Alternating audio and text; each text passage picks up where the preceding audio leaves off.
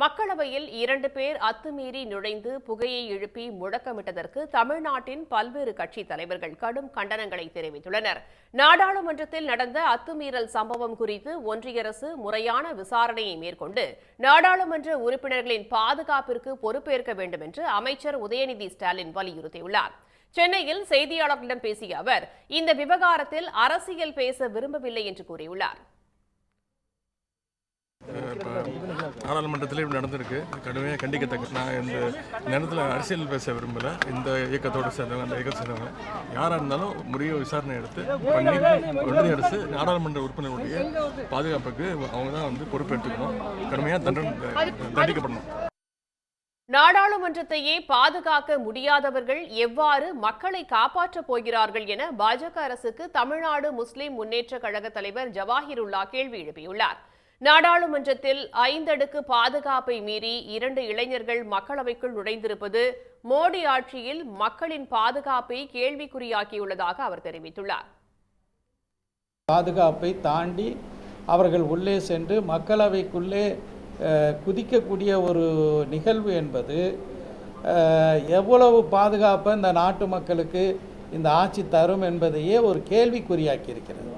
இந்த பாஜக ஆட்சி வெறும் வாய் செவிடாலால், வார்த்தை ஜாலங்களால் மக்களை ஏமாற்றக்கூடிய ஒரு ஆட்சி.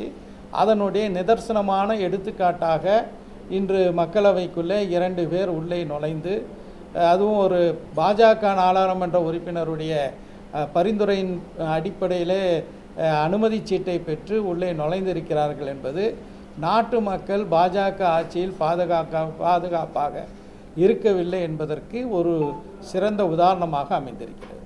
நாடாளுமன்ற வளாகத்திற்குள் முழுமையான பாதுகாப்பை உறுதி செய்ய வேண்டும் என்று தமிழ்நாடு காங்கிரஸ் கமிட்டி தலைவர் KS அழகிரி வலியுறுத்தியுள்ளார். எக்ஸ் தளத்தில் பதிவிட்டுள்ள அவர், புதிய நாடாளுமன்ற வளாகத்தில் அத்துமீறி இளைஞர்கள் நுழைந்தது அனைவரையும் அதிர்ச்சியில் ஆழ்த்தியுள்ளதாக கூறியுள்ளார்.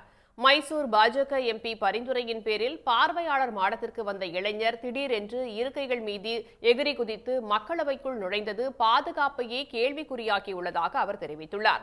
எனவே இந்த சம்பவம் குறித்து முழுமையான விசாரணை நடத்த வேண்டும் என்றும் KS அழகிரி வலியுறுத்தியுள்ளார்.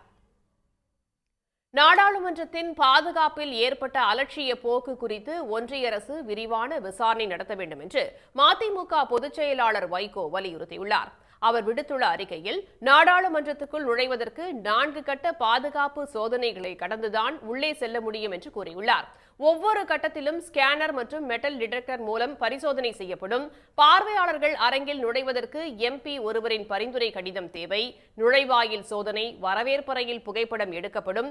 இவ்வளவு ஏற்பாடுகளையும் மீறி நாடாளுமன்றத்தில் நடந்துள்ள சம்பவம் அதிர்ச்சியளிப்பதாக வைகோ தெரிவித்துள்ளார். மக்களவைக்குள் புகுந்து முழக்கம் எழுப்பிய வன் செயலை வன்மையாக கண்டிப்பதாக புதிய தமிழகம் கட்சித் தலைவர் டாக்டர் கிருஷ்ணசாமி தெரிவித்துள்ளார். அவர் விடுத்துள்ள அறிக்கையில், பார்வையாளர்கள் மாடத்திலிருந்து எப்படி குதித்தார்கள், வண்ண புகைக்குண்டை எப்படி எடுத்துச் சென்றார்கள் போன்ற பல கேள்விகள் எழுவதாக கூறியுள்ளார்.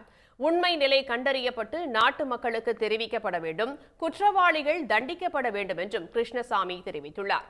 உடனுக்குடன் செய்திகளை தெரிந்து கொள்ள சன் நியூஸ் பெல் ஐகானை கிளிக் பண்ணுங்க.